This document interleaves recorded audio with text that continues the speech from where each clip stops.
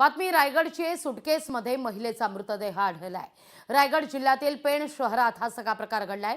अज्ञात आरोपींना अंदाजे 4 ते 5 दिवसांपूर्वी या अनोळखी तरुणीची हत्या करून तिला सुटकेसमध्ये भरून या ठिकाणी आणून टाकलं असल्याची शक्यता आहे। या प्रकारामुळे परिसरात प्रचंड खळबळ निर्माण झाली आहे। या प्रकरणाचा गूढ उकळण्याचे मोठं आव्हान पेण पोलिसांसमोर आहे।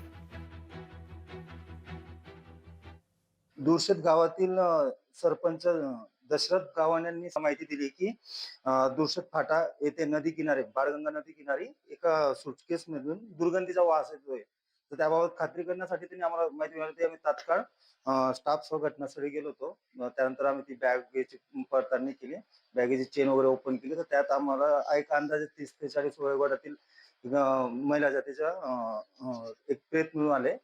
ते कुजलेल्या अवस्थेत होते। जवळपास 4 ते 5 दिवस झाले असतील, म्हणून घटनास्थळी फॉरेन्सिक टीम वगैरे सगळं प्राचारण करण्यात आले।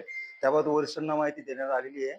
तपास पथक वरिष्ठांच्या आदेशाने तयार करण्यात आलेले आहे आणि गुन्हा दाखल करून पुढील तपास करीत आहोत।